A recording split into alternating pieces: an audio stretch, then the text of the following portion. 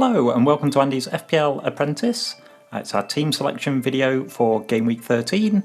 So we'll take you through how we did for Game Week 12, and then you've got my boring transfers and Will's exciting wildcard. The wildcard is now active, I have been told.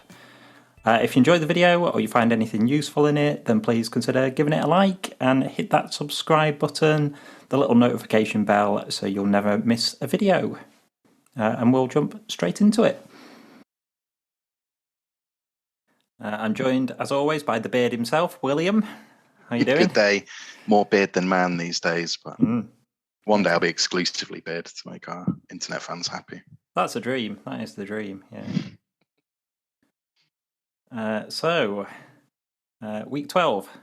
I was pretty negative going into it, to be honest. I didn't think my team looked that great, but I remember saying to you that I felt like it was a sort of week where people were going to be using free hits, they would be taking hits, and I didn't think it was the week to do it. I just thought, just get through this week. It doesn't matter that I have to play players like Nico Williams and stuff. It's not ideal, but it's fine. And I got a full team out as well, so that was good. But actually, pretty pleased. I finished on 52 points. Standout players for me, like the Newcastle back-to-back clean sheets for me. Yeah. Been great. And Trippier getting himself all the bonus points. Beautiful stuff. Yep, bang on. Cucurella I was worried about because he obviously got taken off at half-time in the last game, and Potter had made some kind of comments about needing Koulibaly to kind of shore it up. And then he started on the left wing and... got me a clean sheet for 6. Nico Williams' 6 is an absolute Brucey bonus. What a gift. Yeah, Zaha played well. Mitrovic, I watched that Fulham game. Mitrovic should have had way more than just the penalty. And actually, the penalty was terrible and he was lucky it went in, but I felt like he played really well. I really bullied him. The only disappointment was Bowen, really. The penalty miss was such a huge swing for me. That goes in. Bowen gets himself 6-7 pointer, and it takes I didn't have any Liverpool defenders. It takes the clean sheet off Liverpool as well. Yeah. So, you're looking at a 10+ point swing really for that penalty going in. Nothing from my captain, which is Kane, but it didn't really matter because all the captaincy choices just failed. I wish I had Trossard this week. I wish I had Salah this week. Neither of them did anything. So it was nothing lost in that regard. So like Green Arrow, I'm up to about 500k now. I've seen yours, so I know it's better. So go on. Yeah, it's only slightly improved on yours, which I think shows the strength of your team, despite your big negative with Bowen. The similar players that I've also got Trippier, so big 9 from him and 8 from Zaha. You mentioned Trossard and Salah. Salah was my captain, so just rounded off at 6.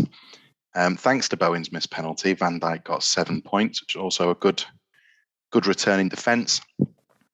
Anderson was a straight 2 and Dyer was a 1, so not a lot elsewhere. Once again, I mean, it's only 3 points, but Ward has done better than Sanchez on the week that I've picked Sanchez. What I should do is pick a keeper and then at the very last minute swap it, because whatever my intuition is, it's always the other way around. I always used to have a system of 2 incredibly cheap playing keepers. I never thought it was worth spending money on it, but I thought just play the fixtures. It's still probably the best way to go, but the frustration every week of getting the wrong one is the entire reason that I now just have 1 playing keeper and the cheapest other possible option. Yeah. It's just it just gets rid of it's too annoying for me. I mean, Sanchez still pulled in a 6, so he did a decent job. I'm only splitting hairs. One of my big returns was bringing in Almiron, who got a lovely 10 points in the middle of the field. As you mentioned, your 2 transfers brought you in 17 points, absolutely superb work. Yeah, some good old guessing going on there. But Mitrovic with 6, as you mentioned, and Tony got a standard 2 again this week, but he's been real good lately, so I'm not too worried about that. But yeah, pretty pleasing 60. It has brought me up to around the 408,000 mark. I think considering your wild carding as well, that's an incredibly strong position. I think like you've got 4 fixtures that you can just you're picking a team for 4 fixtures, like you can attack it so much, and most people are now scrambling to try and bring back in Arsenal and City assets. Like I'm not going to, and I haven't pulled the trigger yet, but I've decided on my transfers 90%. But the temptation to just take a hit is really strong because I think like Arsenal and City and potentially Liverpool as well. Like they look so, the fixtures are so good for those 4 games. You really just want to attack those players. So Yeah. you're just in a super strong position, I'd say, up until the World Cup now. Happy with that. So I'll tell you what my transfers are first, because obviously your wildcard is much more exciting than my boring transfers. I think it's the Chelsea boys that are going to have to go. Cucurella was always likely to be a short-term punt. I kind of brought him in knowing he was going to be a 2-week punt because I was going to get an Arsenal defender. I was set on it being Saliba, who I still think is probably the best option out of the Arsenal defence, but there isn't much in it. And it's 0.6 million cheaper to get Ben White. Doing the wildcard video the other day made me question a few things that I put in my wildcard team. As I spoke about it, I sort of thought, I don't think it makes that much of a difference. I don't know how I'm going to spend that extra 0.6 million, and I only have a few game weeks to do it. Yeah. I still think it's probably just, I think there's no guarantees at all that Saliba will outscore Ben White. I think it would be incredibly close. So I'm almost certainly going to downgrade Cucurella to Ben White. And then in midfield, I decided I wanted Foden, and it's the same sort of thing as I talked about the wild card. I'd included Jesus as my third Arsenal player, obviously having Martinelli, and I would keep Martinelli because of his price, but I was sort of talking myself into Saka. But I think the reasons that I went for Jesus in the first place, I think, were solid. Like, I just think there's loads of good midfield options, and some of although there's lots of good striking options at the moment, some of the fixtures aren't quite as strong for my favourite strikers. Like, I'll keep Mitrovic, but his fixtures aren't as good as they've been the last few weeks. And Tony's been great recently, but I think like their fixtures, Bournemouth's fixtures look good from a defensive point of view more than an attacking point of view, I think. So I actually think you won't lose much by not having Saka in the midfield. You can cover it by having Jesus. And I think they're all good options, the Arsenal attack. Saka's the one on penalties, and that makes a big difference. So I think I said on the last video that it was between Zaha and Mount, and that Mount was likely to be a one-week punt, but if Zaha did nothing again, then I could well take out Zaha to bring in Foden, who's my first choice midfielder, I think. So Zaha played really well in Crystal Palace's game, got himself an 8-pointer, but also sounded like he was the best player on the pitch in that Wolves game. So I think Mason Mount will be a 1-week punt, and it'll be Foden for Mount. And that will mean that I will be benching Gay, Nico Williams, and Andreas for next week. So, as you mentioned, this is my wildcard week. I'm looking at this point to make 5 changes in my wildcard. That would be to bring back Cancelo in from the cold, and also bring back Ben White, who you mentioned. His price tag just makes him so attractive to me. Like, will sap up any points that they get on a clean sheet, the same as any other defender. But 4.5 million is. Yeah, I can't see playing the wildcard and not having an Arsenal defender with the games that they've got coming up. I mean, you've said it more than once, but I think I've done really, as you've mentioned, I've sort of flooded with Arsenal and City players going into the next few weeks. They've got Southampton, Nottingham Forest, and Wolves in the next 4. Sorry, Chelsea's the only tough one, and those 3 teams are arguably the 3 worst attacks in the league. So that's kind of it, isn't it? Yeah. So they seem bang on, and I had Ben White before, and he was a good points getter for me. So I'm always happy to see Ben White come back in.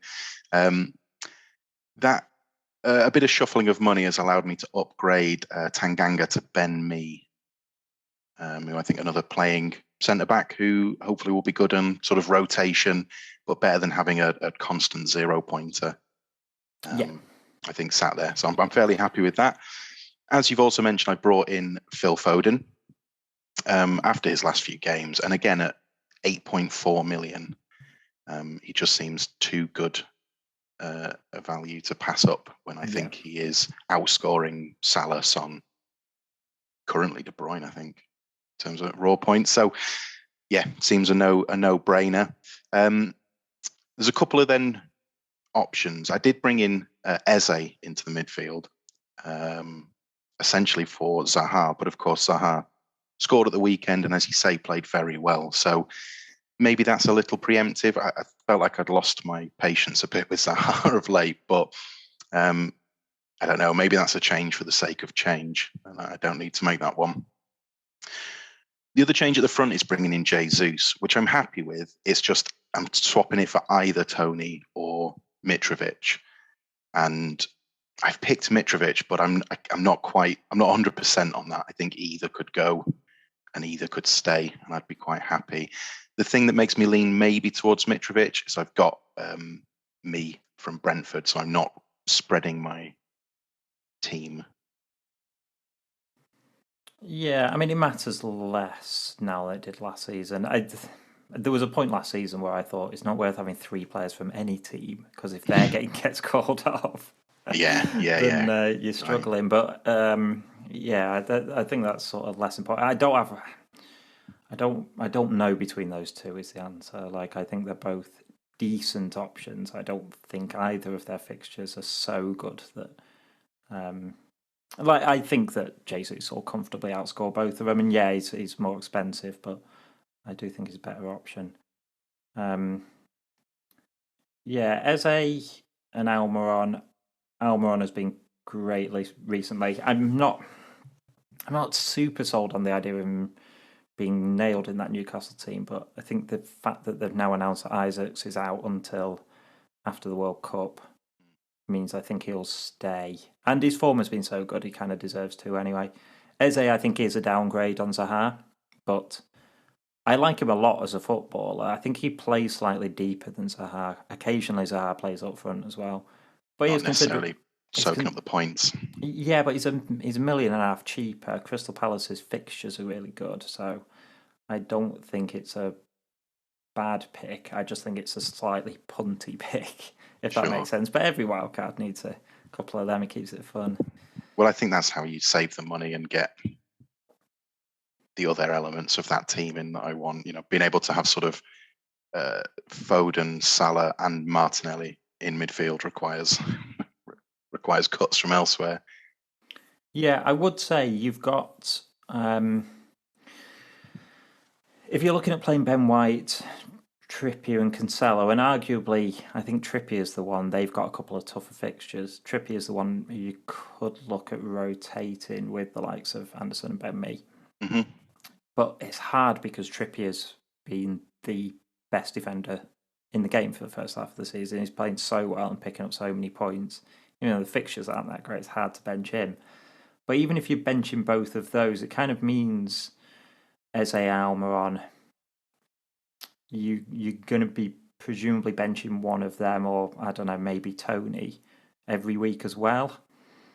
You could go for one very cheap midfielder like a Andreas Pereira, relying on the fact that you're going to bench him every week, and then that'll save you how much is Almiron at the moment? 5.2. So that's saving 5.2. Saving 0.7 million on that. So if you wanted to get Zaha, I think you could do that if you just decided which one of,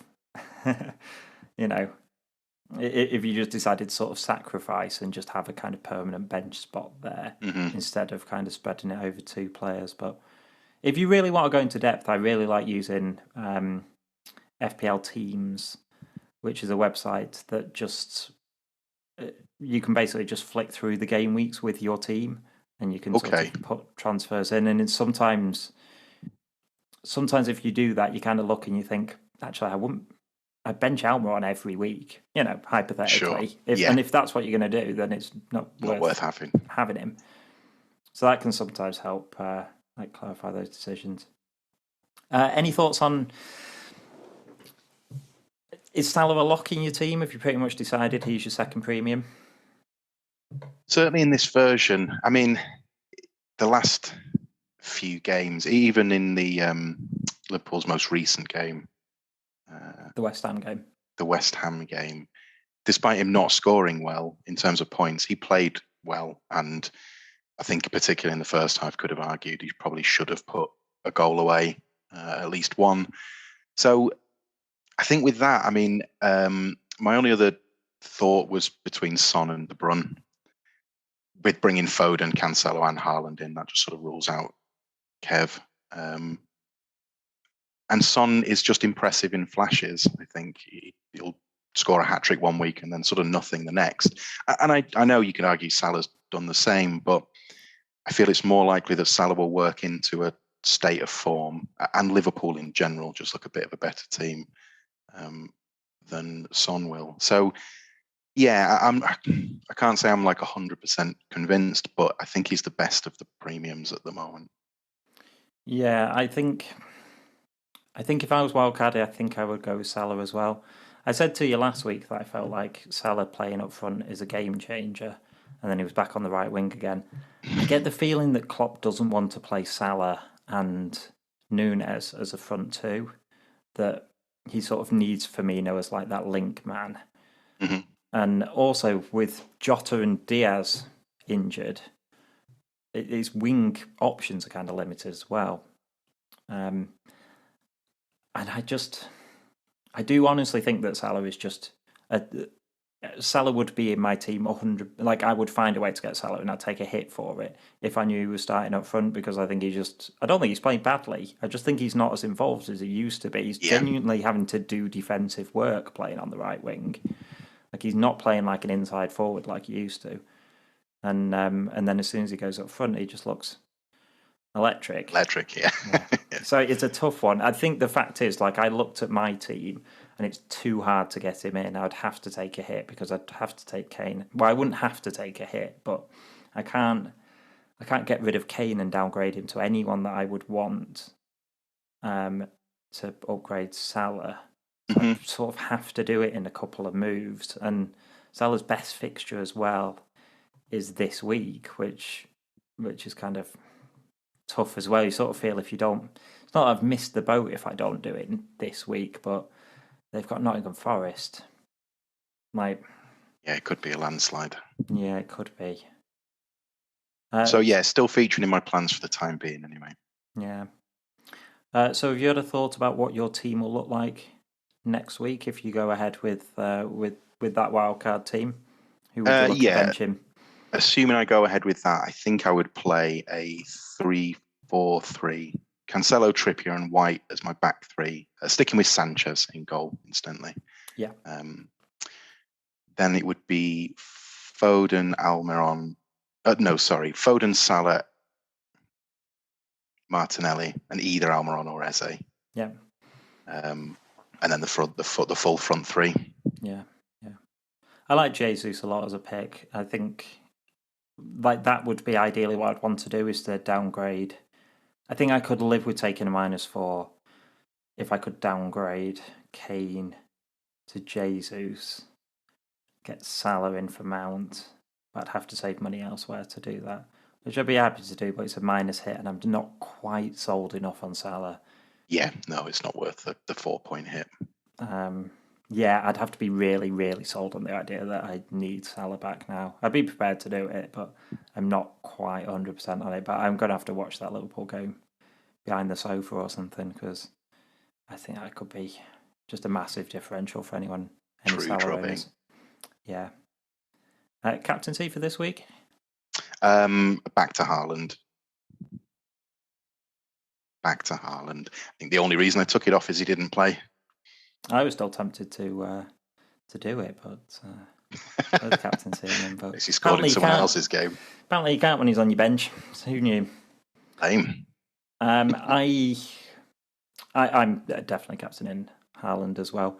I think Brighton are a good team, and I think since Potter's left, the results haven't been good, but I don't think they've played any worse. Like, No. they've just gone back to what they were doing under Potter before this year, where they play really well, really nice football, look defensively solid, can't hit a barn door. Just don't get the result, yeah. Just can't score enough. Like, have an XG of 5 and still manage not to score. It's remarkable. But I think City have a bit of a habit of, after a defeat, particularly a big defeat, having a real response. Yeah. And I could see Man City playing like superbly in that game after a fairly poor performance against Liverpool last time out. Plus, they've had a 4 weeks rest, which nobody else has had. So, yeah, can't see on Haaland. If I own Salah, I'd be incredibly tempted against Nottingham Forest, I'll be honest. But yeah, it's a tricky one. I don't want to be the man who talks you into that one, because Haaland at home. As you say, the reputation of coming back from a big defeat and having an absolute drubbing, and yeah, hopefully this is the weekend for exactly that. Yeah, fingers crossed. And I'll see you at the game as well. Indeed, yeah. We'll both go and see it. Well, that's it for our team selection video for Game Week 13. If you enjoyed the video, then please give it a like and subscribe to the channel. That's always massively appreciated. And let us know in the comments what you think of my transfers, and mainly what you think of Will's Wildcard team. Any suggested changes, that sort of thing. And we'll see you on another video.